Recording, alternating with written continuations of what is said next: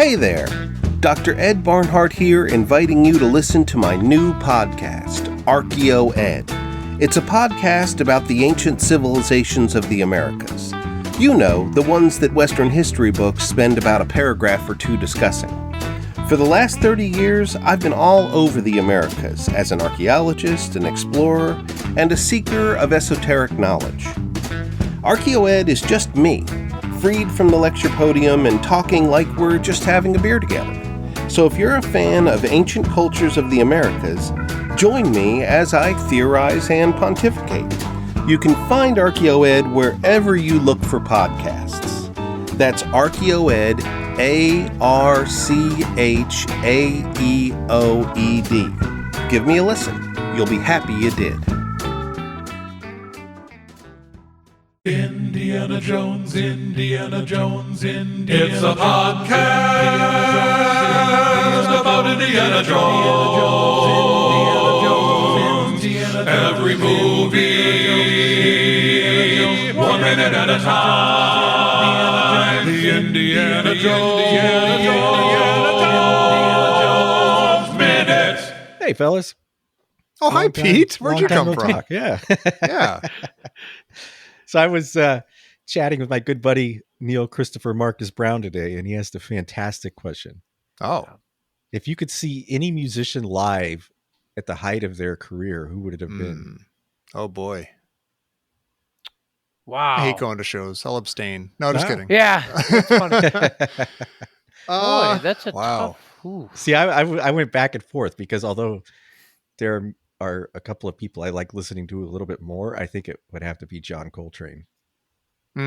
Like seeing the first time John Coltrane performed Giant Steps, I mean, it would have been like seeing Moses come down the mountain with the 10 Commandments. Like you'd be glowing. It'd be like, oh, That would everything's be different now. Yeah.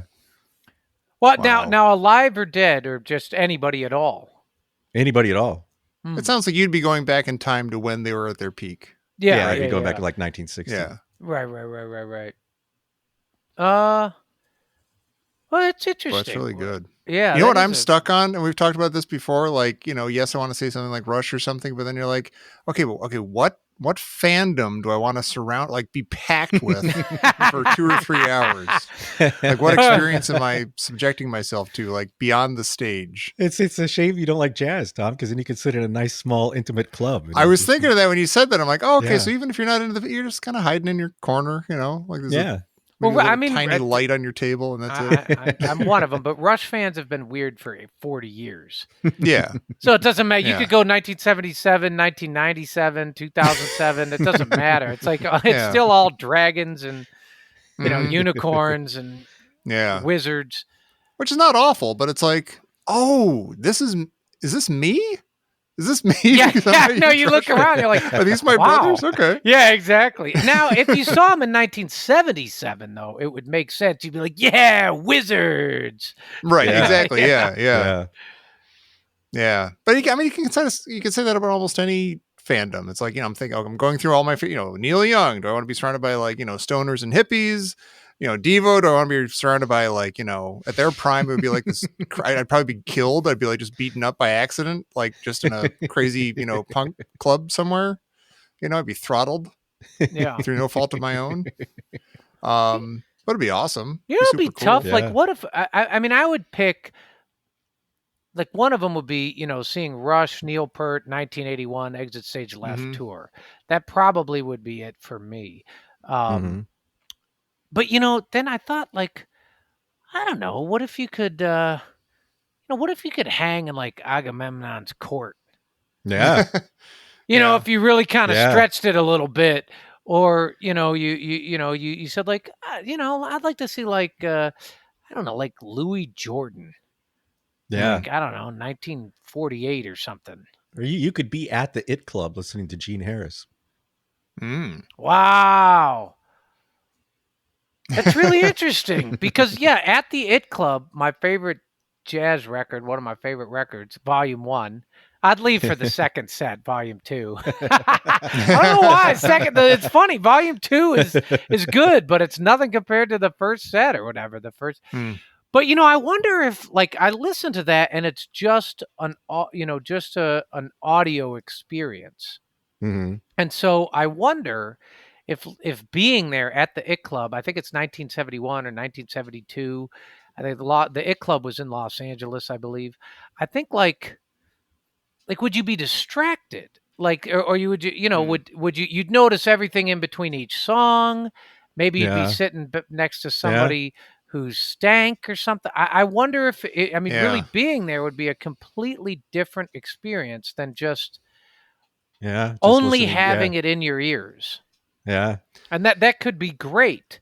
Or Yeah. there is something that if the might show be is good enough, distracting. though, if the music is good enough and the performance is good enough, you kind of forget about that stuff for the most part.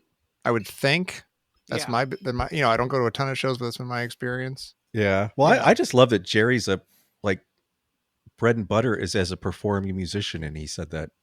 Yeah, really. Yeah. What? Yeah. What? It's all about the guy taking his shoes off next to you. That's what it's all about. Just listen at home, guys. Just put listen at Right. home. Yeah. Avoid people as much as you can. Are you one of the people? There are people out there who, a good friend of mine's an accomplished musician, and he tours and that kind of thing. And he says he has trouble going to live shows. He says he kind of feels anxious at live shows, and I almost spit out my taco. I was like, "You too?" I know exactly. Yeah. And he's like, I don't know what it is. I'm sitting there and I'm watching stuff and I can enjoy it. But for some reason, my brain goes to another place. I either want to be playing that show or I wonder why I'm not playing that show. Or I get he kind of just, and it's sort of a neuroses, I guess. That's what it feels like, but I understand it. Yeah. Yeah. Maybe for just the time travel element, I might say I was just watching a documentary about Frank Sinatra. Oh, maybe I would do some like at the Sands or something. Yeah. During the Capitol years or something. Yeah. Like it would be because it would be an awesome show. And when you go outside, you're like, oh my God, it's like 1964. Yeah, that would be fun. Yeah. And you look over the next table and it'd be like Red Fox and Sammy Davis Jr. And right. Dean Martin and Don Rickles. Yeah. Might be fun. Well, that is a good, some of it, would you really choose John Coltrane playing Giant Steps for the first time? I don't know if it'd be Giant. It might be actually. Yeah. I think that would be the most, because I like other albums more than that, and I like other musicians a little bit more than him, but I think that would be the most transcendent experience to witness in person. Yeah, I could see that. How about Louis Armstrong in 1920? Mm-hmm. Yeah. Or something you'd be in New Orleans and yeah. There's a lot of good options. That's a good one. Yeah. We like to answer these things by just circling them for a few hours and not really landing on anything. Speaking of circling for a few hours and not landing yet, I am super excited because Neil and our very good friend Jamie Anderson, Dr. Jamie Anderson, the archaeologist, and a third person I don't know, are doing a podcast about Ghibli Studios movies. I think they're going to do every movie. I saw that. That's really cool. Wow. Yeah. I've only seen a couple of those too. And yeah. I've only seen a couple of those, so I don't know how excited I know it's a cool thing and I should be excited, and I am excited, but that's really cool. Do you know, are they doing one episode per movie or something, or? I don't know. I don't know. That's my guess, but I don't know. Those movies are cool. There's I forget, I think it was Spirited Away. That's one of them, right? Yeah. And there's stuff in that movie wait, I might want to leave the room. This is really cool, but I don't know what I'm looking at, and everybody seems to be acting like it's totally normal, and I'm real anxious. I'm like the guy that Jared says that he wants to be on stage, maybe he doesn't want to be on. I can't quite. This is out of my experience. But then you kind of relax. You're like, oh my God, that's amazing. Wow, thank you for that.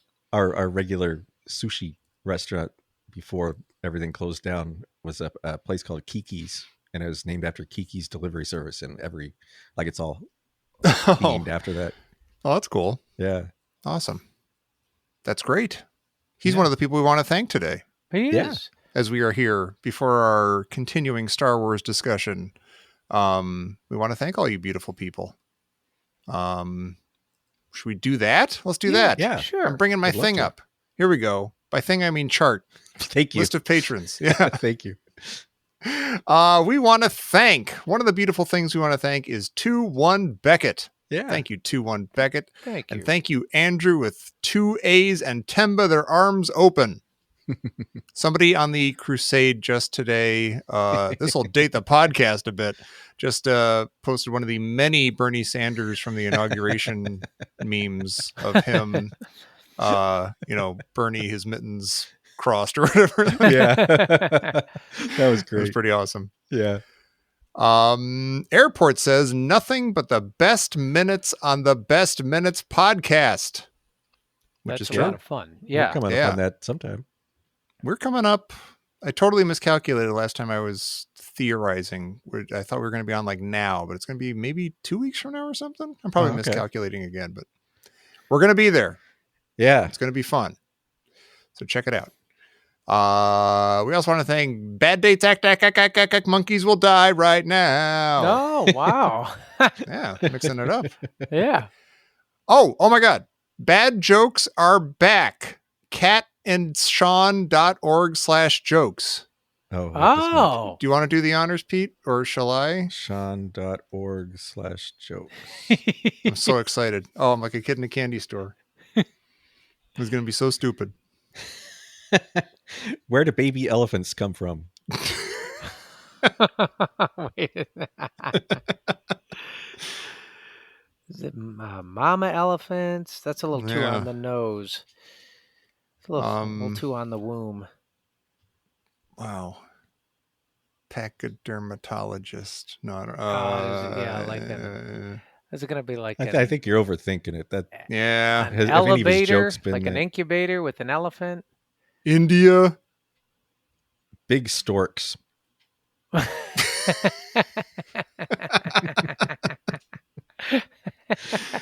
Big But- storks. This reminds me, and I apologize, Robert, I haven't written back yet. We got a great email to the website from Robert.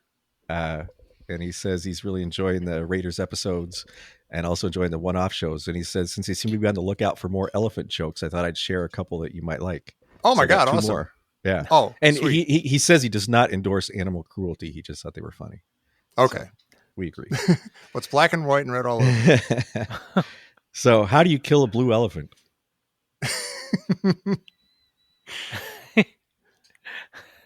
Why would you want to? Cheer him up. Turn his frown upside down. With the blue elephant gun. Wow. No, that's Yeah. Well, yeah. All right. Yeah. Well, okay. Joke number 2. You're laughing on the inside, I can tell. Yeah. What about audience cruelty? All right. How do you kill a yellow elephant? See, now here's one of those. Are they See? going to be Yeah. as stupid as saying with the yellow elephant gun? Are And we you're gonna- stupid for not Yeah. saying yellow elephant gun? Exactly. Or are we stupid for overthinking it? Like when they just smack you across the face Yeah. again. With a bazooka. I'm braced. You squeeze its trunk until it turns blue. Then you shoot it with a blue elephant gun. Thank you, Robert. That was That's really good. pretty good. Yeah, I like That's that. nice. That made the first joke a little better. Yeah. Yeah, that's good. I like it. Well done. And thank you. We also want to thank Brady. And we want to thank Brent, who's now wielding Occam's machete in his kung fu battle Hey. grip against all enemies, foreign and domestic.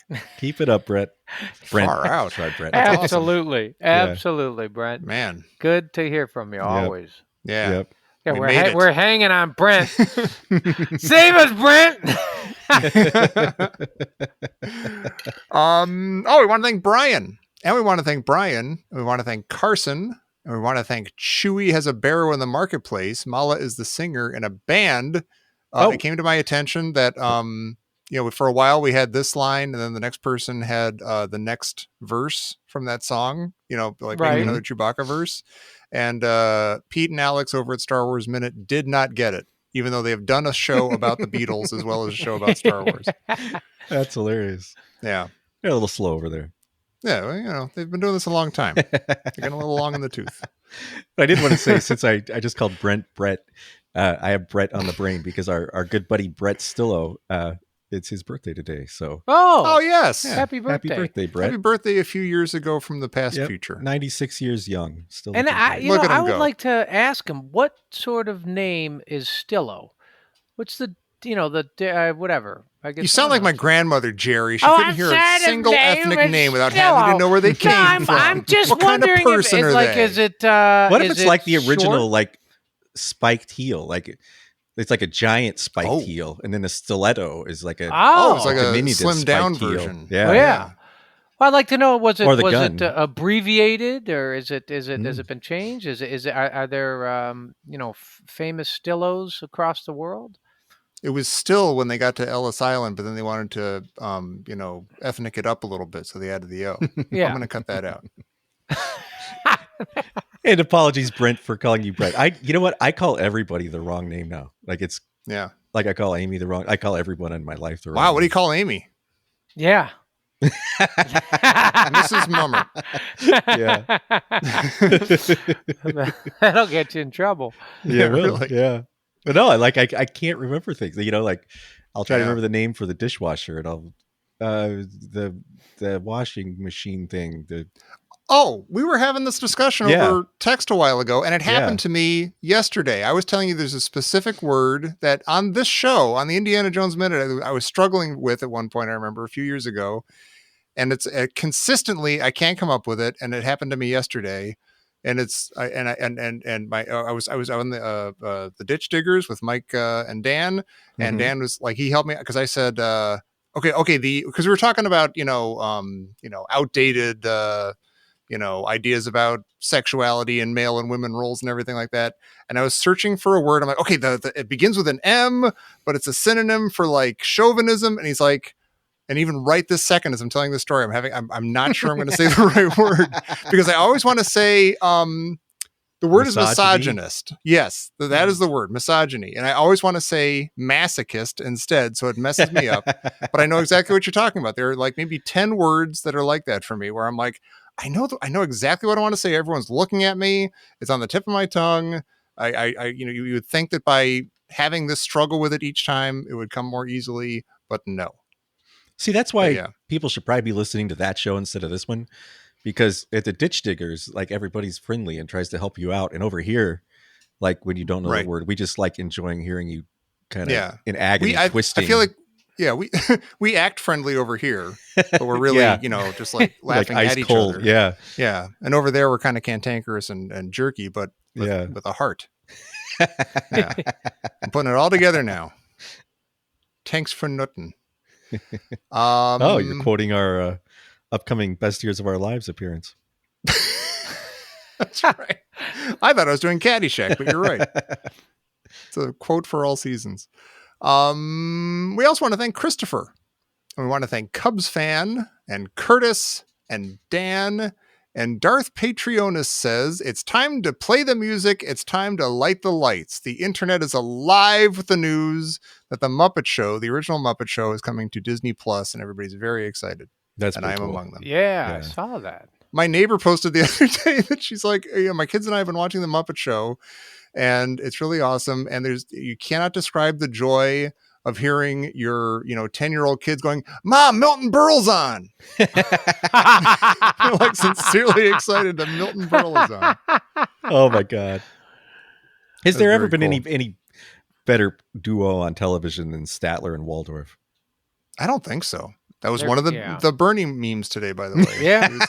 I didn't see that one. That was good. Who? You know what? Who's the creepiest Muppet? Sam. Gosh. Sam the Eagle?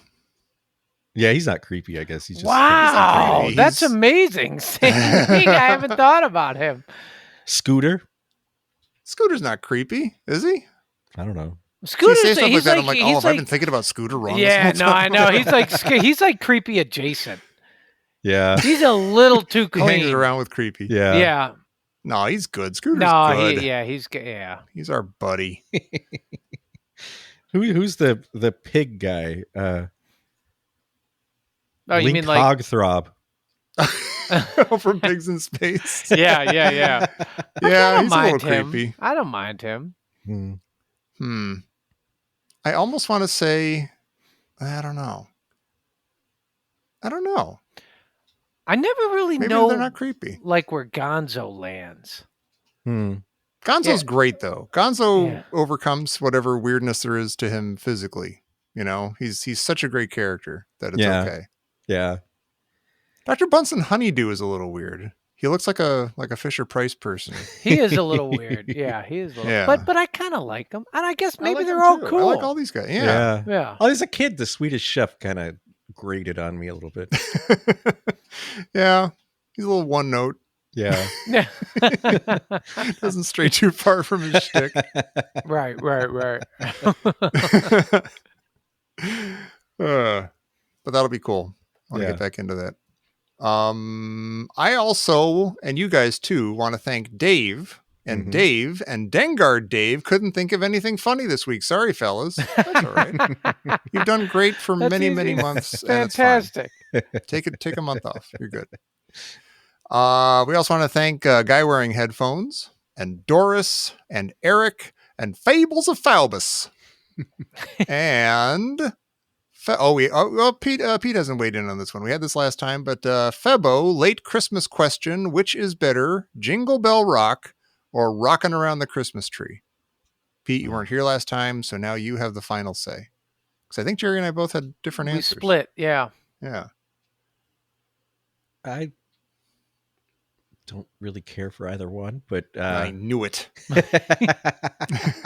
So I'm gonna let your vote stand. Fair. Maybe it should be. Maybe there shouldn't be a tiebreaker. Yeah. There should be equal votes for both. Yeah. I actually forget what my answer was, but I you like Jingle Bell Rock better.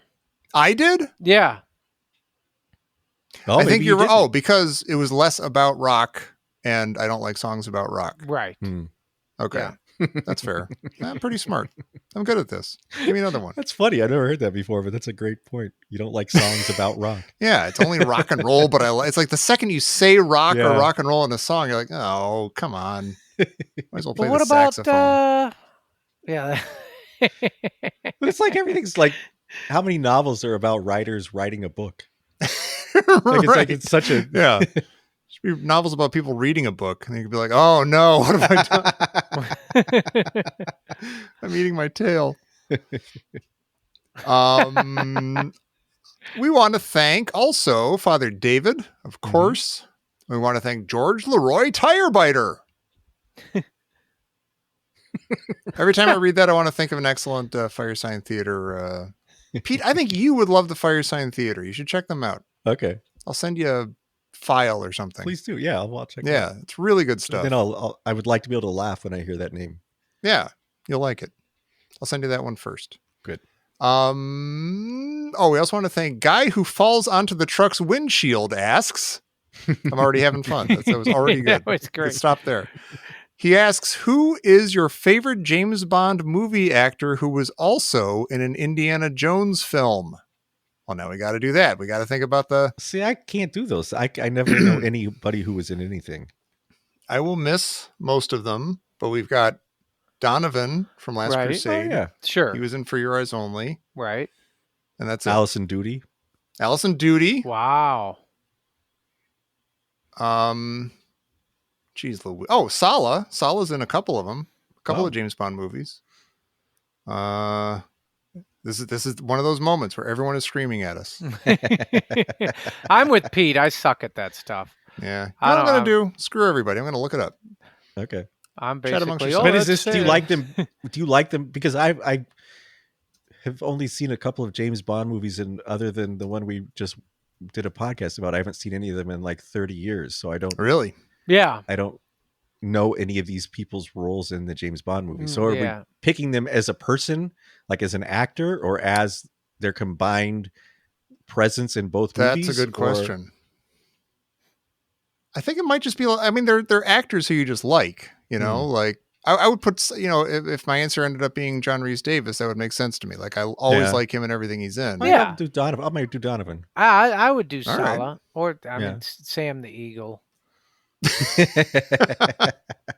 And I his. Oh, there are a lot of. Oh my gosh, General Raking from The Empire Strikes Back was apparently in a James Bond movie. He's an octopussy. Oh, you know who I'm going to pick? No, I'm not, because it's wrong. I was thinking of Star Wars. Never mind. Yeah, this list isn't helping me because it also includes Star Wars. Damn it. Was Porkins in James Bond? Oh, I guarantee it. Well, as you said that, William Hootkins came up. Wow. No, he's not in any James Bond. Oh. He's in Star Wars. He's in Flash Gordon. He's Wait, in Raiders. Porkins, Superman. right, with an N. I just called him Porkums. That's Porkums is what Jerry used to call Porkums are delicious. The food in Final Fight. Toss a dog a Porkums. He's your friend forever. Yeah. Oh, Lobot? Oh, yeah, Lobot is in For Your Eyes Only, apparently. Maybe I'll say Lobot. Oh, but he's not in Indiana Jones. See, I'm doing it again. Never mind. I'll say Allison Duty. There. We settled it. We circled once again. What else? We want to thank Hillary. And we want to thank, if the stuffing doesn't come from Bert, come on. That was weeks, that was months ago. That was Thanksgiving. If the stuffing doesn't come from inside the turkey, please sound the alarm. Yeah. If we don't get a new thing from Bert soon, we're going to sound the alarm. Yeah, really. Sound the Bert alarm. Alarm! I haven't heard that in a while. Yeah, I haven't done that. Yeah, there we go. That was a little too good for my for my comfort, actually. Yeah, you're getting better. You got to do something about that. Oh, we had this one last time too, Pete, but you didn't get to weigh in. Indy 5. What 1970s Spielberg universe character should cameo, if any? In Indy 5? In Indy 5, yeah. Oh, I'd love it if it were Richard Dreyfuss from Oh, that's amazing. Close Encounters. Yeah. Oh, from Close Encounters? Yeah. Roy. What about Terry Garr from Close Encounters? And she could be the love interest. Like she just got jilted awesome. by her husband and she's raising these two kids, and Indy has that'll go well. Be the great grandfather figure. Yeah. Wow. That'd be crazy. I think I said Chief Brody. Like just Roy Scheider would be awesome. Yeah. I could see them. I could actually see them hanging out together, like doing stuff together. Yeah. And what did you say? Did you say Quint or something? Or the mayor or something? Yeah, I said the mayor. Yeah. That's cool. If of course we'd be happy with anybody. If Chief Brody was in an indie movie, then would they be like? Is there anybody who is could go toe to toe with Indy? What about Christopher Lee from 1941? Oh wow, that'd be awesome. Yeah, he was supposed to be in Raiders originally, so that would be full circle. Ish. That'd be really cool. As whom? I don't know. Maybe the bad guy. Yeah, he'd be the bad Nazi. Huh. Yeah. Is that correct, Ed? Is that an as whom? Oh God. As whom? Yeah, it would be. Yeah. It would be. I guess. Yeah, I guess it's as whom. Oh no, it'd be as who? As who is? Oh, as who like is. As I, like who is as smart as I am. Oh wow. Wow. Syntax error. Damn. I'm not following this at all. Yeah. That's my job. Kicking ass. Roy Scheider would be cool because he would be, I picture him as like the totally competent and not in the way sort of Porkins kind of guy. Yeah. Like a Hootkins or a Musgrove or, or a Musgrove or an Eaton or something. Like he'd be like a government stooge, but who was smart and cool and was probably in Indy's way at first and trying to stop him. But then by the end, he realizes he's on the same team. And he helps him out. He's going to be all right. I'm sorry. Yeah. We also want, that was a reference to a movie called Indiana Jones and the Kingdom of the Crystal Skull, which I've seen half of. We also want to thank it's Jonathan. Hey. He lost the exclamation point, but I did not. Oh. It's Jonathan. Oh, so now it's just it's Jonathan. It's Jonathan. It's Jonathan. Oh, look, it's Jonathan. We also want to thank Jasmine and Jasmine. Nice. And Jay asks, what's your favorite Sam Jackson role? We had this one last time too, Pete, but you did not. So go. It's all on you. Everyone look at Pete. See, now I can't think of any except Mace Windu, and that is not my favorite Sam Jackson role. It might be the worst. Yeah. Okay, let's sit right here. Tommy, Pete, I did not like Pulp Fiction. Oh, you did. You mean the movie? I don't like Quentin Tarantino. I don't like gore. Mhm. Like I just can't stomach watching it. It's not for everybody. That's true. Yeah. But did you not like the movie? It'd be hard to not like Quentin Tarantino and like that movie. Yeah. Yeah. I don't quite. Well, you said I you learned how didn't to like use the term gore. mutually exclusive, so they would Yeah. be not. Yeah. Yeah. I don't like gore and like really hateful violence. Like, Yeah. it's just People hard to yelling at watch. each other. Sure. Yeah. I don't know what I'd pick. But what? So wait, why? I'm just curious. Why isn't it Mace Windu? I'm just, speaking of hateful yelling. Mace Windu. Somehow Star Wars took one of the most dynamic, exciting electric Yeah. actors of our time and made him horrible. an absolute plate of mush. Yeah. Absolute dud. A lifeless dud. Like you Yeah. don't believe you can walk. You don't believe you can speak words. Yeah. I just wanted to get some hateful talk. You No, I believe it's gotcha. a I boy? gotcha. Yeah. Yeah. I thought I had a really good answer to this. But The all Red my Violin. answers are Maybe the Marvel Red Violin. movies. Oh, Red Violin. I never saw that. Hmm. But maybe it's great. Oh, we just watched Die Hard 3 recently. He's really good in that. Die Hard with a Vengeance. Oh, I forgot he's in that. Yeah. Yeah. But my pick was and Pete, you might agree with me even though you've never seen this movie. Captain Marvel. He's in that as a younger Sam Jackson. They de-age him to the 90s. And he's having fun. He's not like a pissed off Uh-huh. cussing fellow.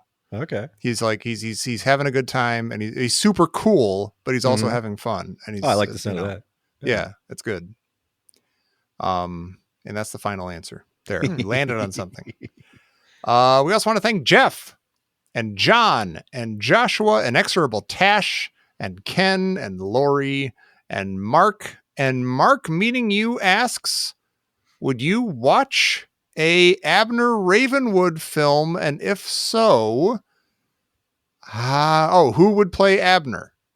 There are no. I would absolutely Word watch spaces. an Abner Ravenwood movie. I would not, and I don't want to hear any more about it. Is that true, Tommy? Okay. I'll say that with this caveat.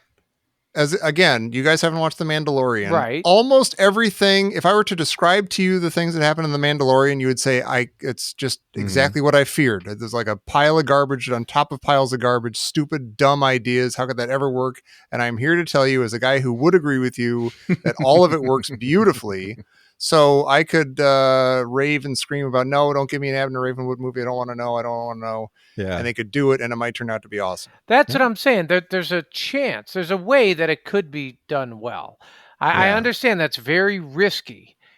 It's, No, I think you that's the best way to do an indie follow-up is not bring out ancient Harrison Ford or some guy that's supposed to be a young Harrison Ford, but go with the other characters that we have. It's in that universe. Yeah. It's like, it could even be. Don't make it like young. Don't make it young Abner Ravenwood. Right. It could be like a crusty old, kind of crazy Abner who's like chasing after, or just the like a Ark and regular, stuff like a and- regular aged Abner, but not like, oh, this is how Abner like got his first slingshot and right. God. fell into. And I don't want to see, I don't want to see Indiana Jones in it. And I don't either. That would be maybe horrible. I'd see like a young Marion or something, but that's it.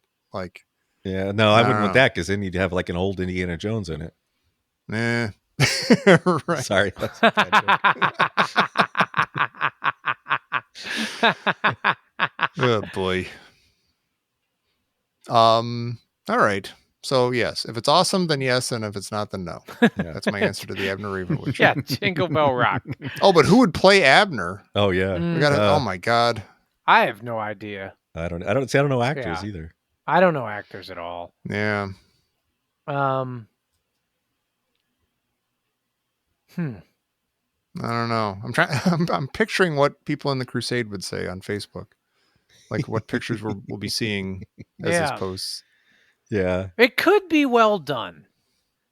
Yeah, that's all. It could. Yeah, it could. It's a good question. I'll say this: of all the characters, okay, is there another character that you would, if you know that there's an offshoot, universe movie coming about somebody from Indiana Jones universe? and you can't, you get to pick who it is. You can't stop it from coming, but you get to pick who it is. Mm-hmm. Who would you choose? I would choose, if there was only Raiders and we didn't get Last Crusade, I would choose Marcus Brody. And like that version of Marcus. Yeah. Like the Marcus who we thought he was until we got Last Crusade. I would easily watch a movie about him. Yeah, Little Rascals. Many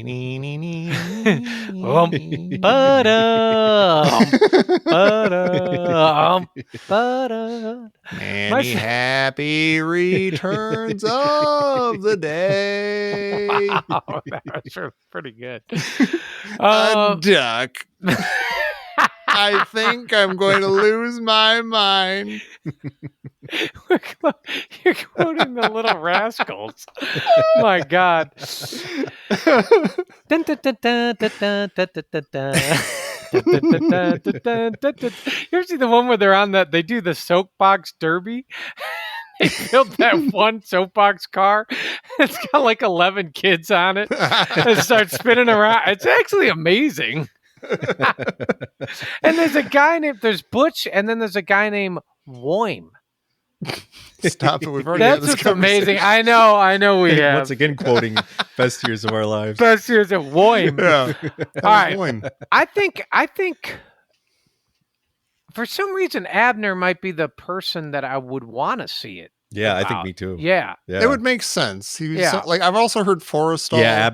Oh, Forrestal could Sully be good. Talked about Forrestal. But Forrestal's even more tangential than Abner in a way. But that's good because I think it's better to be more tangential because then you don't get in the way of like the mythology of Indiana Jones. What if they after a while you're like, well, then why are you even putting it in that universe? Like it's I don't know. Yeah. I don't know. I like Raiders. Well, he said he was good. He whatever. He was a competitor. Yeah. Like I don't know. That could be interesting. Forrestal could be He's the Neville Longbottom of the of the Indiana Jones. He could have been Indiana Jones. Just one spike wall away from Indiana Jones. But see, I also feel like Indiana Jones was best when he was fighting Nazis. So it seems like it would have to be somebody from the first couple of movies, or at least this either Raiders or Last Crusade to fit the time period. Mm-hmm. Sure. Yeah, that's true. Sure. I don't know. I'm glad we don't have to decide. Yeah. We also want to thank Matt and Matthew. We didn't think two Matts were enough. We also have a Matthew. Nice. Wow. All right. And we have a Michael who we want to thank. And we want to thank Mom to Remy and Drew. Oh, happy belated Mom to Remy and Drew. Oh, happy belated birthday to Mom Happy Remy and birthday. Drew. I was wondering if we watched Wonder Woman 1984 over Christmas, and there was a scene in this Air and Space Museum. Oh, nice. And there was a shot of my favorite thing, the Steve Austin plane that he crashes into the opening credits. Nice. And I wondered if Mom to Remy and Drew was there when they were filming that. That would have been cool. Yeah. By far the best part of the movie. The movie's real dumb. Hot take. We also want to thank Natalie and Natsuki Best Doki. And Neil asks, Neil, you already had a question. Yeah, Pete ruined it for you. Forget it. No, Neil asks, this is excellent, actually. What do Jerry and Tom think Pete's answer to Sean's question from last week is, and what actually is it? That's a fantastic question. I will remind you, Sean's question last week was aliens come to Earth, and you have to give them one record from the last 40 years to... Last 40 years? The last 40 years. Oh, last 4 decades. To, I guess... Can it be a reissue that was issued in the last 40 years? No, Pete's going to go, he's real hamstrung. Yeah. Well. I stopped listening to new music in like 1975. Yeah. Well, Pete always... How about the soundtrack to Xanadu? No. How about the soundtrack to Raiders of the Lost Ark? Is the music supposed to express some kind of hope in the human race or the reality of the human race? It's just like, somehow you get to decide what is the best music that Earth has to offer, and here it is. Yeah. To these that's a different visitors. question than what is the music that would represent the state of the Earth. You'd probably pick, like, you'd go like, well, Giant Steps. You always have to pick something heady. and something that's so I think you'd go Giant Steps or Sun Ra Orchestra, right? Some Those Sun are all Ra too early, thing. though. Yeah. Yeah, but then I thought you might pick would you do the best of John Williams or something like that? That's what I was thinking. Oh, Like, yeah, you got that's a lot of nice. that to choose from. Yeah. Yeah. Oh, that's good. Although you might not like all of it, Yeah. you do Just pick don't Raiders. Pick the soundtrack to Raiders of the there we Stinking go. Lost Ark. Yeah. Yep. Nah, he That's what would I'm gonna go. pick. No, Pete, that's it's too mainstream. Pete would go Close Encounters. Yeah, but he can't. It's too old. Yeah. Oh, wow. Yeah. That's a hard question because Yeah. Stupid 40 years. Well, what if it wasn't 40 years, Pete? Oh. You're handing the aliens. Mhm. Moonlight Serenade. Wow. Yeah, I don't know. That's, I mean, like my favorite or I don't know. I think at the end of the day, you just kind of have to go with your favorite. Yeah. Here's In a Silent Way. by Is Miles that your Davis. favorite? That's a great Oh, wow. album. Is that your favorite album? Yeah, I think that's probably That's a top good of the one. list. That is a good one. All right. There you go. I feel like we did both parts of that question simultaneously. Yeah, Like It's Jerry good. and I We had tried to work figure through out it together. Pete's. Yeah, Yeah. Yeah. And I think we did. yeah. The aliens are getting a record. I already forget what it was. Miles Davis. I forget what we said. I know we haggled over the release date of Exit Stage Left. Oh yeah, I got. I think that makes the cut though because it was smacked 81. down. Oh, Yeah. It did. Rightfully so. Yeah. Yeah. I do that. Maybe Freedom of Choice. Oh, Freedom of Choice is like a year too old by Devo. Oh well. Oh well. We also want to thank Nicholas and None Believable and Orange Bee Cooper and Patrick and Pella and Pork Snorter House and Raiders of the Lost Hatch. The hatch is not lost. It's right there. Yeah, I used it several times today. We also want to thank Robert. I love that the hatch is taken off, by the way. Yeah. The hatch became a thing. There's still like posts about hatches in the crusade. We want to thank Robert and Runebot, Techno Union Rep, and Sasha and Scott Roseanne. Hey. Hello, Scott Roseanne. Welcome to the other side. And we also want to thank Sean and Steve and Stina and Sully Baseball. Hello, Hey. Sully. And Tears for Veers and the Carlyles and the Wilder Ride. And this is important. This means something. Mm. That's our buddy Tierney, who is She's is it already going? The Close Encounters I'm not minute? sure. She's got I like like that. 800 podcasts going, and I know. It some wasn't she doing excellent like a ones. League She's of Their doing that Own and American like, Graffiti. And, that's right. Yeah. yeah. Wow. Oh, she asked us all to be on American Graffiti. No. Oh, really? right on. Okay. Okay. Cool. Yeah. I would talk She about said American pick a Graffiti. song. I think she's doing it by song. And, Oh, wow. cool. Oh, that's I picked crazy. Green Onions for us. Wow. Okay, cool. That's good. All right. That's at the end, right? That's like when they're getting Yeah, ready that's for right the at the race. end, yeah. Okay, cool. All right. We also want to thank Tim and Timmy Bricks, period. And Tom and Trinko has been and always shall be your patron. Ah, That's Oh, beautiful. hey. We want to thank Vibrant Visionaries with Heidi Bennett and Wendy. And when y'all nugless a scratch for Pete. And last but not least, Zaction. So thank you, one and all, you beautiful people. Thank you for sticking with us through thick and thin. Yep. And I hope you're enjoying our conversation, our ongoing conversation about the Star Wars motion picture called Star Wars from 1977, which we'll continue to talk about right now.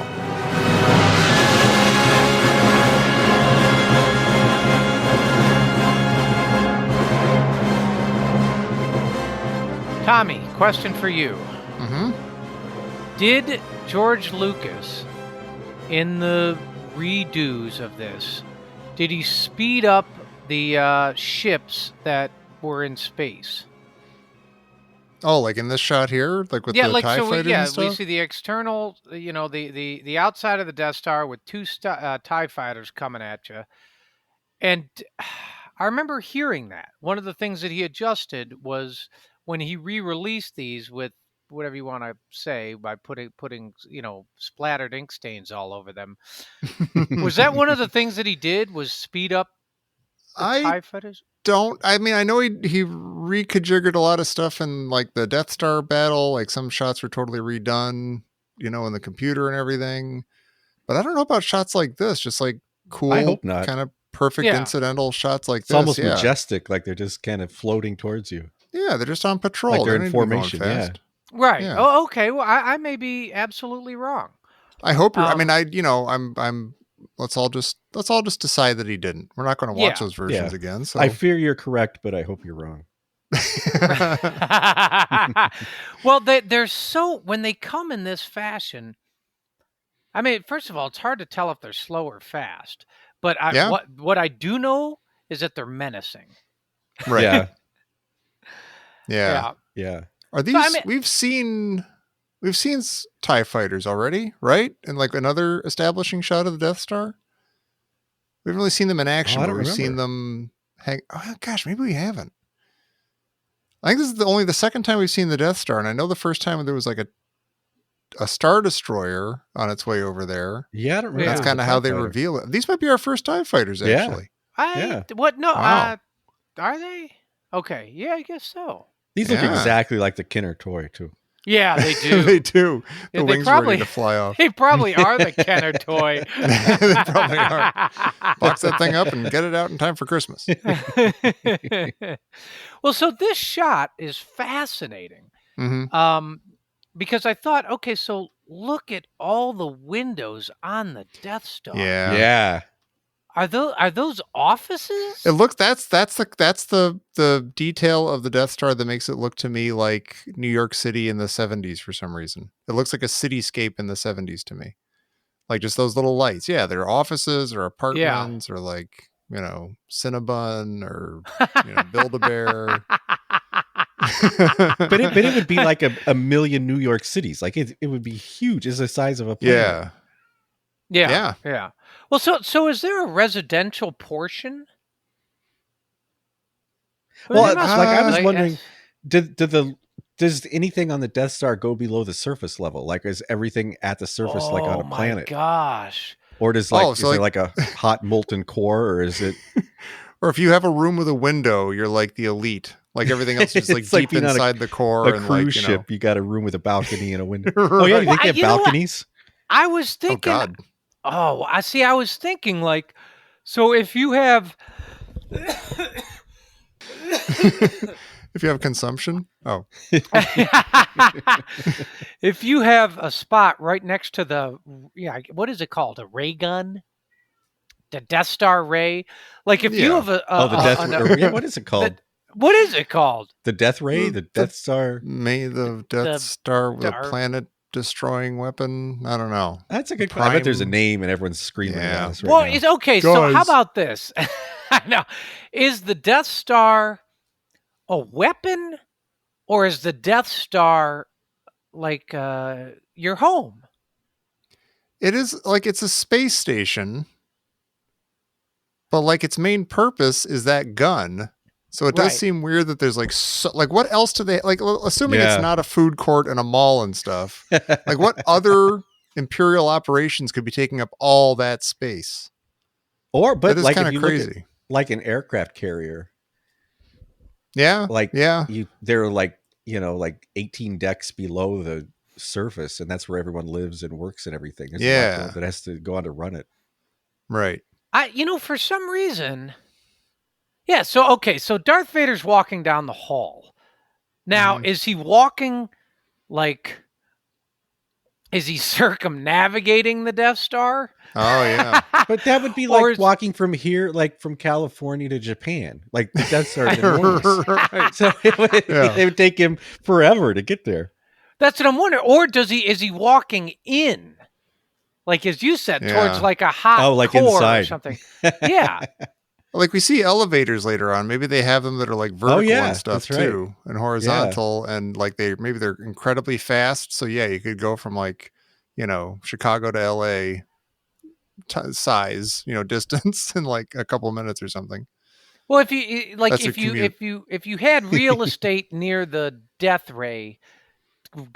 Star gun ray, like, would that be prime real estate, or would that No, be that'd be like Oh, living on yeah. the train tracks. It's like, Yeah, you it's- know, yeah, It'd be like your windows would rattle, and it'd be yeah.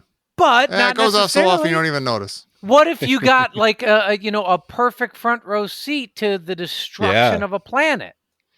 Yeah. Could be beautiful. I guess it's Although- probably like that perfect corridor of like you're not right next to the gun, so your teeth rattle, but you're also not so far away that you're in the curve that like you can't see. Like Yeah. you're curving away Yeah. from what they're destroying. yeah. Yeah. Would you have to wear those special goggles though? Like they had it like when they tested Oh. the atomic bomb. Like you couldn't look at an explosion of that size, Right. or probably even Maybe the ray far itself. enough away. I don't know. Would you just Maybe get the an windows instant themselves tan have through like your a- window if you watched the death ray? Yeah, maybe. It's like, I'm imagining if the entire perimeter, like the outer crust of the Death Star, is only the habitable place, Mm-hmm. and then the entire inner, what would be like the mantle and the core, is all ray gun. Yeah. That's weirding me out. That doesn't seem right. Well, what we should do is just get the Lego Death Star set, which I think if I've seen pictures, like each room is about, 1/4 of the whole That's true. Yeah. Death Star. you yeah. know. It's not as complicated as we think. Or we get the Death Star playset from Kenner, which suggests Yeah. that like everything in the movie is in like one, again, like a It's quarter, tiny like an quadrant. orange slice. Yeah. But I wonder how many of those it would take to make a complete sphere, though. Yeah. Yeah, it's less than like a. Yeah, it's a lot. It seems like a very inefficient design. Like this seems like a lot of work to build. Like, I mean, it's a huge effort to build like a skyscraper. Can you imagine building a skyscraper the size of the moon? Yeah. Although maybe it's super easy Well, in but space. no, yeah. But it just Well, be so okay, big. so but with you know what I'm wondering? Like, so is it built in space? You'd have Is it to. one of those? Is I it would one of think those things so. where it's like the hand is drawing itself, like the Escher Yeah. thing, where you're It's like kinda those self-raising cranes. Those cranes that build Yes. themselves. Yeah. that kind of, it's like there's no prime mover. It's like it goes back to a singularity. The crane's building itself. That weirds me out. Yeah. Is it? I mean, would it ever be on the ground, or do you? I'm No. trying to imagine. It Do you, couldn't. okay, It would so do you have like a It seems like it would space? collapse under its own weight. Do you have like a space crane that takes you up, and at the very first you build like, the Union lunchroom, and like the Yeah. punch clock, Yeah. And, And then you just then have to you- keep building outwards and outwards and outwards and outwards. right? And you keep building Yeah. out, and then so is it? Do you erect it in space, or do you erect it on the ground and then push it up there? No, you I think you probably go into space and you build a crane while you're in space, and then you just start firing up like raw materials and stuff. Yeah. Until the crane to build another crane, then they build another crane, and then they start building a Death Star, room by room or something. Hmm. I don't know. It's tricky. Yes. Yeah, no, it is. The important thing is they did it, and I still stand by that. It's This the, is the the greatest engineering weapon. marvel of the universe. Yeah, Yes. Yeah. fantastic. It's a It big is. ball in space, man. City lights on it. Oh, we get a Speaking shot. of, no wait, Yes, we get go ahead. Well, we go inside the Death Star, which we've done Mhm. before, but we get to do it again. This is cool. Yeah, this first line, my note is, "You will be riding on a cargo full of live poultry." And my request would be, Yeah. do it, Tommy, do it. Do the Darth Vader sing song here. Her resistance to the mind probe is considerable. It could be sometimes. He like sings it. He like sings his lines here. It's really weird. Like he says, it's considerable. I told you. You know what's weird about this is that Darth Vader failing? No, he's no. That's the thing about it. well, Think of all the balls he you tell him busts. he's failing. Yeah. Well, I was going to say he goes around, he chokes guys, he does everything, send an escape pod down. Oh, nobody to stop us this time. It's just filled with bluster and anger, and then he shows up, and you're like, dude, you got a prisoner. You went there to interrogate her, and now you're complaining about a resistance to the mind probe. Come on, get it done, man. Right. But he doesn't become all powerful until the next movie. Like in this movie, he's very much still a henchman. Yeah, he's got brass knuckles on, and he's roughed up Princess Leia a little bit, and she didn't talk. Yeah. Now what do we do? He's a scrum chum. He's a scrum chum. He is. He's kind a scrum chum. Stoic. He's like Paulie from Goodfellas. He doesn't move because he doesn't have to. But a guy comes up and he's like, "Hey, the final checkout is completed. All systems are operational." So does that mean that they just this instant finished the Death Star? Yeah, I think so. Like they finally put in the last window and checked the lights and ran a couple tests and everything's good. And I bet that they're cutting the tape. Yeah. You hear your giant it's like scissors. the mayor's there with the sash on and the top And hat. then what's funny is so Grand Moff Tarkin's like, all right, so let's blow something up. Yeah. He's just Let's immediately. see, blow something up. Well, the guy then is like maybe the universe's biggest psychopath. Because he says, Tarkin says, it's time to demonstrate the full power of this station. And he goes, with pleasure. I was hoping he'd say something like that. He's super into it. I was wondering, is that just a perfunctory response? Or does does his grade school bully live on Alderaan? That didn't sound like a perfunctory response. He sounds really excited about this. He does. He's to be fair, he could have said any I think he's excited to blow up a planet. He doesn't really care where it is. He's like, we finally built this thing. We got the everything. We got the toilets are working on level 15 finally, where all systems go. Let's go blow something up. That's why we're here. Yeah. Let's quit beating around the bush. Pete, question for you on this. So look at the windows in the background of the Death Star. Now, explain those to your cellmate. He's never seen the Death Star before. Because you have all the time in the world. That's why. You have time to be creative. The idea that the cellmate has been in there much longer than we have. Yes, so he's been there. He's been in there since He's been in there since 1976. And you have to explain. Man. Yeah, and you have 30 to life to do it. So you can take your time. Get it right. You have to say, okay, it's a series of interlocking white hot dogs. Yeah. But what's the architecture? What would you describe it? By the way, I not to interrupt the conversation with Pete and his cellmate, but I don't think those are not windows. those are lights as far as I'm concerned. I've never thought of those as windows. That's true, because if they were windows, it seems like it would be unless that's facing the planet, and then it might just look really bright like that. Well, see, that was my next question: was where is the incandescent lighting coming from? Is that outside? Nah, I never thought of those as lights. I always thought of them as windows. Really? Oh, weird. But yeah, and I guess the Death Star is in deep space right now, right? It's not next to a planet. Right. Yeah. Well, so I guess there wouldn't be any lights outside. Yeah, I guess so. So how do they know what time it is? They got clocks. It's like Las Vegas. No, they probably don't. You never know what time it is. So yeah, they're on their way to Alderaan, which is bad news for our heroes. Yes. Does the casual moviegoer, seeing this for the first or even second time, do they recognize, that's the planet I heard once in Princess Leia's message? I don't think so. I've heard one reference to that. No, they're going to be like, oh no, not Princess Leia's planet. Or they're going to be like, oh, Alderaan, what's that? No, I don't think anyone. Yeah, I think it's the latter. Yeah. All right. Sorry, audience. Yeah. You'll figure it out. See it 10 more times. You'll get it. And then R2 and 3PO are hiding.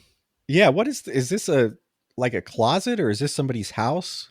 They're stuck into somebody's house. Yeah. It does lock the door and like hide that. there for a second. But it's it looks like a tiny space. It looks like a little utility closet or something. Yeah. That is really Are these weird. like lockers or like stores? Like when you ride a roller coaster, you put your stuff in the lockers. Yeah, just filled with wallets and watches and cell phones. And also, the stormtrooper doesn't do a very good job of checking that it's locked. He just like lightly taps on the door, and he's like, "This one's locked." Also, like, locking the door is like perfect defense against being searched. Like, nothing suspicious. It's locked. They're probably having a private conversation in there. Leave them alone. Could he be like a resistance guy? Like, could he secretly be like, "I'm gonna let these guys go"? Oh, maybe. I don't know. Maybe you saw them go in there. Nope, nothing to see here. Nope, this one's clear. Yeah. It's weird. Does he think that there's no way the droids could have gotten in here because it's locked? Maybe. Is that what he's thinking? They he's only like, locked on the outside. Yeah. Is that? Oh.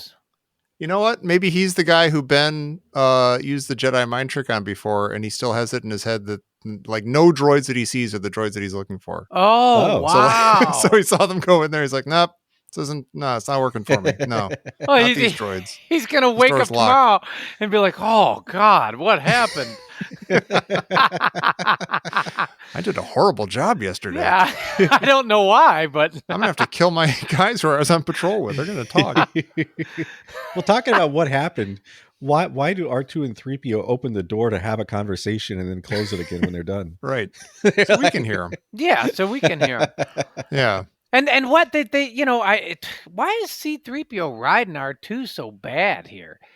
Right. What's great is R2 is setting up boundaries. Yeah. He retorts and he's like, you watch your mouth. Right. You know what I mean? You're like, good for you, R2. And R2 could say to him, 3PO, do you really not know what the trouble is about? He's like, I don't know what this trouble's all about, but I'm sure it's all your fault or whatever. Mm-hmm. And 3PO's like, does he really not? I mean, I guess he was asleep at Ben's house when the hologram was on, but nobody say anything like since then. It's hilarious. He's asleep at Ben's house. My God. But I think this is all sort of a coping mechanism for him too. Like he just, since the situation's out of his control, his only coping mechanism is to blame somebody. Like find who's someone I can blame. Yeah. And to not try to understand the problem at all. Just like, okay, I'll go over here. Oh, geez, something's going on. Yeah, because if he understands it, it'll probably be scarier. Yeah. You know what? Or somebody asks him to do something. This scene right here, this little 9-second scene or whatever, might be the scene that I forget the most in the movie. That sounds like a funny question. This is one of my favorite scenes. But it's a great scene. But it's like I'm watching it and I'm like, oh, I never remember this scene. Yeah. Ever. Where they're like, oh, they're hiding. Yeah, I just have no idea. And if you look at it, I'm looking at it now, there's a really weird, tractor droid in the background with a blue oval head. Yeah. It's kind of pretty. And you're just like, this looks like I never remember this scene. And I know this is a ridiculous question to ask, but what scene do you forget the most? Oh, from this movie? Yeah, just from Star Wars. Like, is there a scene? Like, you see a scene, you're like, I never. How can we answer that? Yeah, really. Exactly. Yeah. It was a trick question. Like we won't know until it comes up. I only remember the ones I remember. Well, keep it in mind. Okay. All right. I do know that there are scenes that I can still, I can identify scenes that were not on the Story of Star Wars record that I had. Mm-hmm. Actually, I had the tape. It was gold. It was really cool. But so there's scenes like that where like, oh, that's extra for me. That's in the movie, which means it's extra. It's not just on it was missing from the tape that I had. So, this is bonus Star Wars, which is just Star Wars. Right. Yeah. Then we get that drunk 3PO guy who we saw. I call him Dementia Droid. Oh, like he's just fretting and got hit with a frying pan. Yeah. So what's going on? Is that his normal? I don't know. Is he malfunctioning and no one's helping him? But his face is built that way. Yeah, because the guy that looked like him kind of in the Jabba Sandcrawler also acted similarly, right? So is that that's just how they're programmed. Yeah. This is just But like someone built him that way, like his face, like he's got that expression on his face. Like, oh, we need this serves a purpose. We're gonna go with all the trouble to make this. I'm droid watching that him now. does He's this. like completely lost. Yeah, Completely lost. We'll design a droid to look and act drunk, like Otis the drunk, like the town drunk. Yeah, the town. Maybe Oh, don't bother with him. He's drunk. Maybe he's for people like me who are a little bit OCD, and like he just follows you around and like, did you turn off the stove? Did you did you lock the door? That's what he's doing. It's like Don't be like me. every tick is a new thought. Yeah. Oh my god, that's awful. I feel horrible for that guy. Then talk about your lot in life. Yeah. We also get a Greedo guy that walks past in the background. Oh, Okay. totally. Yeah. I was wondering is what if that's Greedo? Like, what if Han just didn't kill him? Like, what if he just like stunned him? Fest. Yeah. I thought, okay, so look. So he's wearing the same vest, right? Mm-hmm. Mm-hmm. Yeah, and it's Greedo. And so let me throw this at. First of all, there's only one possible scenario here. Answer. You mean that it could be Ludlow? No. God, Pete. God bless it. No, I think that this is what's going on. I think they switch to this scene and they're showing us, and they leave. There's a time lapse that happened. I think this is Greedo walking into the cantina, and he's about to intercept Solo. Yeah, I love that. Yeah, Yeah. Pulp Fiction. Yeah. Yes, it's like Pulp Fiction. That's the only explanation I will accept. This isn't another I'll accept Greedo. It's not Ludlow. It's not Greedlow. But Pete, how do we explain what happens in the cutscene with Jabba? Yeah, I There's know. also another exact Greedo in there. Greedo has a twin brother. Although they get matching vests. Of course, all twins dress exactly alike, Jerry. You know But that. we learned that they would have to be triplets based on what Jabba says, but we'll get there. That kind of blows my mind. There's another Greedo, and he's dressed identically. I don't like that at all, and I think that's Greedo going to intercept Han Solo. There. Yeah, I buy that. Yeah. Okay. Yeah. Thank you, friends. Well, they'd have to be pretty quick, though.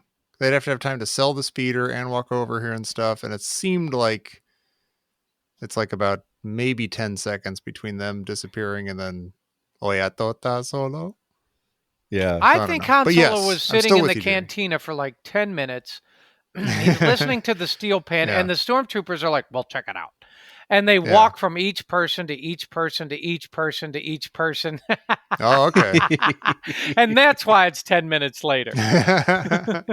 Maybe Han's like scratching that big rat behind the ears and Yeah. Counting Ben's money in his head. Yes. I love this stylized 94 on the outside of the docking bay. Yeah, that was one of my... until I listened to Star Wars Minute, I had never noticed that before. I think that was it for me too. Yeah, I never noticed that. Jared doesn't notice it now. I mean, I have no idea what you're talking about. I'm watching the scene. Are you kidding me? Oh my gosh. That's amazing. Yeah, it's so 70s and it's gorgeous. It's like an E and an L. Yeah. And like another L and like a line. I'm going to say right here, I have never really noticed this scene at all. Like Chewbacca greets them. Yeah. Before we get to that though. Okay. We have a big thing before we get to that. Well, yes. Go ahead. Well, this is where we get the first we see the spy guy. Oh yeah. Gurinden. Is this, who do you think this, like, he or she is? Is this someone who's making some money, or is this someone who just loves the Empire, or like a spurned lover of Han Solo, like that just wants revenge? Oh, wow. You know what's weird about this is and maybe cool.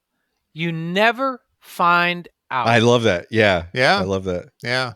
Oh, I'm sure there's a comic book that explains everything that happened up to I'm this sure there moment. is a Wikipedia, and it's yeah. But you're like, who is this person? Why'd they tip him off? How do they know? How are they in the know? And one of the weirdest things is a little bit later where they're like, which way did they go? And he goes, rear, rear, rear. He like hits his own nose. Like when he gestures, he kind of hits his own big trunk-like nose. And you're like, God, that's, you're like, how would he be? He gestures and hits his big, appendage nose. Did he not see it? I was wondering if this is like a Princess Leia dressed up as a Bausch. A Bausch. Boosh, yeah. Bausch. Yeah. Yeah. Oh, maybe. I don't know. Yeah, maybe could be a spurned lover. Maybe hitting his nose is part of the way he communicates. Yeah, if he hadn't hit his nose, it would have meant go left, but he's trying to say go right. In his dialect. But then when we leave this guy, in the script, it cuts to a deleted scene that they filmed, and it is so fascinating to watch. And then they later inserted it into the special edition, adding CGI. And it was less fascinating to watch. It was much less fascinating, yes. But they inserted as there's a little scene here in the original script that they filmed, and they meet Han Solo comes into the docking bay and meets Jabba the Hutt. And I want to read this description from the script because this is kind of surprising. Because I always thought, George Lucas said he always pictured Jabba as this big slug guy. And I was like, oh, it's like everything else. He made it up. But in the script, it says Jabba the Hutt and a half dozen grisly alien pirates and purple creatures stand in the middle of the docking bay. Jabba is the grossest of the slavering hulks, and his scarred face is a grim testimonial to his prowess as a vicious killer. He is a fat, slug-like creature with eyes on extended feelers and a huge, ugly mouth. And so they pick an Irishman. Yeah. Oh, good. I'm glad you. I reached out to Neil and I was like, "Where's this guy from? Is he Scottish? Is he Irish?" I thought Scottish, and then he could be. Northern Irish. I was just. Neil said he thinks Northern Irish. You think no? I kind of throw that out being Irish American. Smart ass. Yeah, I get a little smart assy, but but Jabba's wearing like. It's weird. He's wearing like a Wookiee fur coat made out of a Wookiee, and he's got like a Wookiee bandolier on. So is that the thing? Was that part of his mythology that he hunts Wookiees for their fur, like their pelts? I don't know. Like Wookiee pelts, or was that was Boba Fett, wasn't it? I don't know. I've never heard that. Oh yeah, no, yeah. Boba Fett has supposedly like braided Wookiee pelts and stuff. Oh, jeez, on him. Yeah, that's horrible. Gross. He is disgusted. Yeah. Well, and also in the scene that they filmed, there are also two more Greedos in the background wearing the same Greedo costume. That's just jive. That's just yeah. It's really that's. And in the special edition, they don't do anything to those, do they? They're not like no. They're not actually trying to fix things that might be actual continuity errors or anything. They're just putting a big stupid slug in the thing. Yeah. Yeah. Well, I watched both, and it just looks horrible when they insert the CGI. Yeah, I mean, if you can't pull that off, don't do it. Yeah, I like the Irish guy more than the CGI. Yeah, he's fine. Yeah. What's weird is that in the movie in Star Wars, the movie that we got, and then if you watch this scene, the way it was shot, like Jabba and Greedo say almost exactly the same things. Yes, like it's just a repeat of what Greedo said. Yeah, exactly. But then if you looked at the screenplay, the Greedo, I think they must have, when they took out the Jabba stuff, they must have given those lines to Greedo back when he and Han were talking. Because that conversation, Greedo's original conversation with Han is a little bit different. It doesn't have all these details about like, dropping your shipment and all this stuff. And and they they even took some of the stuff out from the script that Jabba says in this. Yeah. What's really strange about this whole thing is like, so where is he? Where does Han go to see Jabba? Like Docking Bay 93? No, this is in front of the Falcon, right? Yeah. It is front of, yeah, so it's in front of the Falcon. Okay, so you're like, all right, so there he is. Uh-huh. And you're like, so what is he? 2, 3, 4 minutes away, and yet there's a price on his head. And then he already knows that Greedo's been fried. Yeah. And it's like he walks in and he's like, "Oh man, you're the best." Jabba's like, "You're good, so come on." Of course, I'll give you another chance. Yeah. And he's like, "But just give me my extra percentage, and say hello to the wife." It's just you're like, so is he actually? They're very, very friendly. He doesn't seem scary, and Han is like really like aggressive with him. Like Han talks really tough to him. Like he argues with him, and he's like, "No, I'm not giving you 20%, 15%." And he like points his finger at him, and he's like telling him, "Don't. Next time you want to talk to me, you come talk to me. Don't send your twerps." Yeah, he's like he's muscling him around and stuff. Yeah, it's not. You don't. Yeah, I'm not afraid of Jabba the Hutt in this version. Right. Yeah. Are you afraid of the Edge from U2? Wait, what? Where's this going? I'm scared to death. Yeah. There's a guy behind Jabba. It looks exactly like the Edge from U2. Oh my god! Wow. I wonder if they replaced him with Boba Fett in this special edition. Oh, maybe. Yeah, because he's not in this. I mean, obviously, because Boba Fett hadn't been invented yet. But. Right. That's always goofy too in the special edition. Well, let's stop talking about it. But we could talk about this guy when we do, like we said the 94 on the wall, and Chewie's meeting them and stuff, and a guy walks by with kind of like this, I don't know, this kind of pug dog sort of face. Yeah. And he is exactly what Jabba the Hutt looks like in the original Marvel comic adaptation of this. Oh wow! Of Star Wars. Yeah, he looks like exactly like that guy.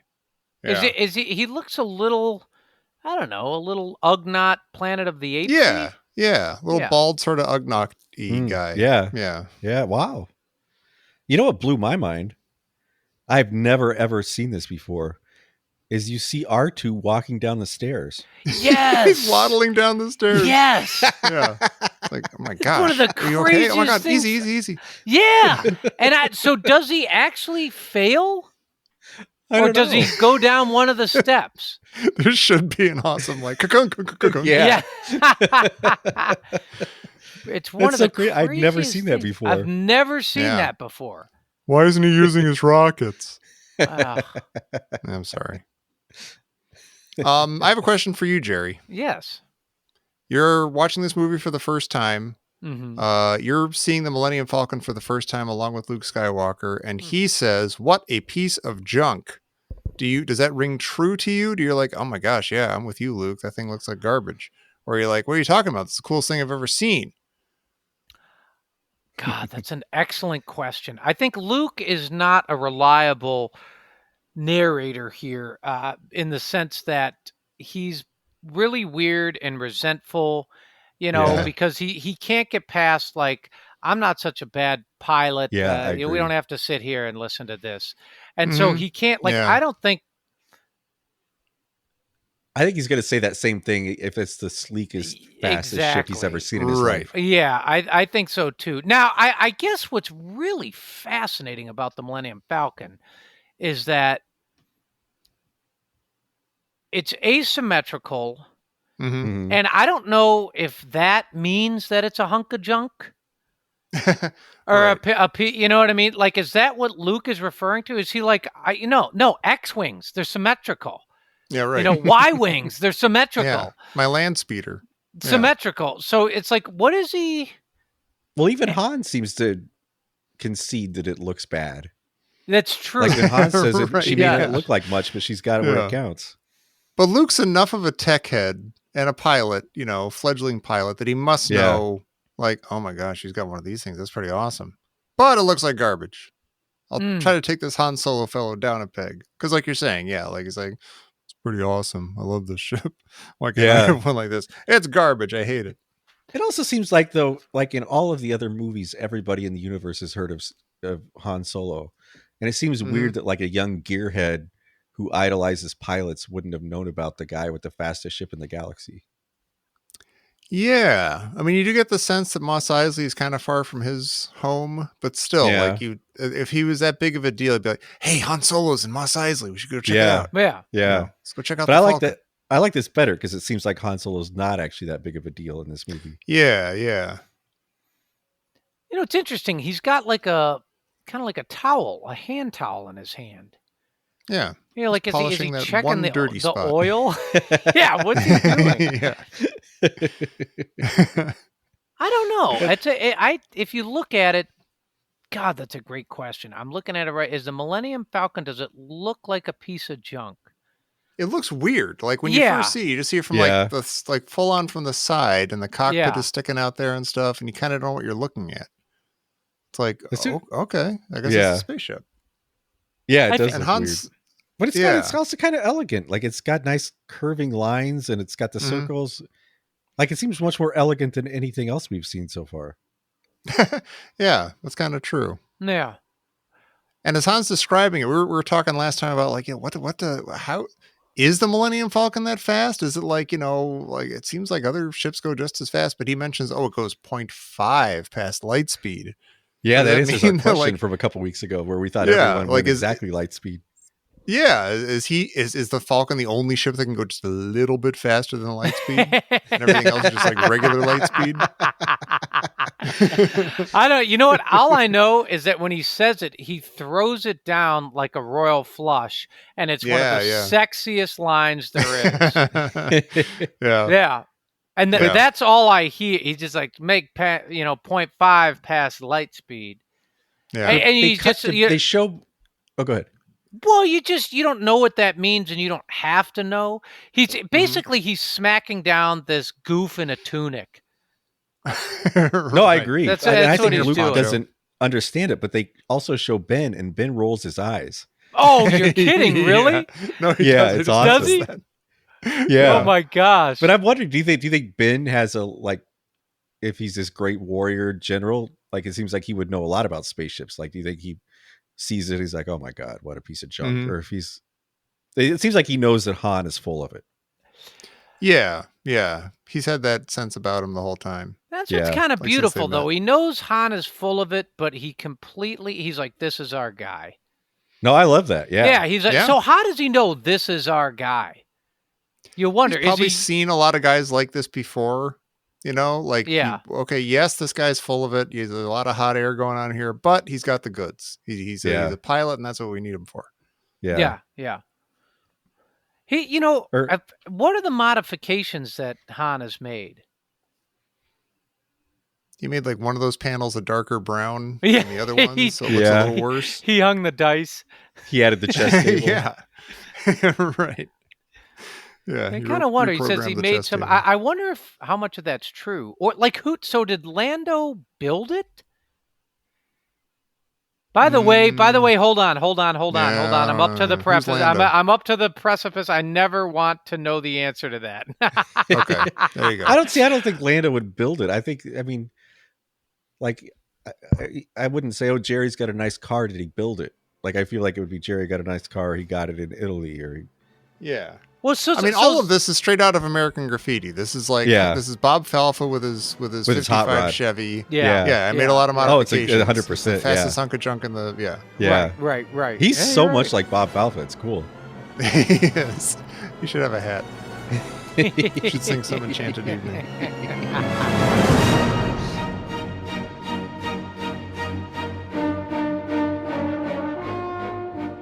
Alarm!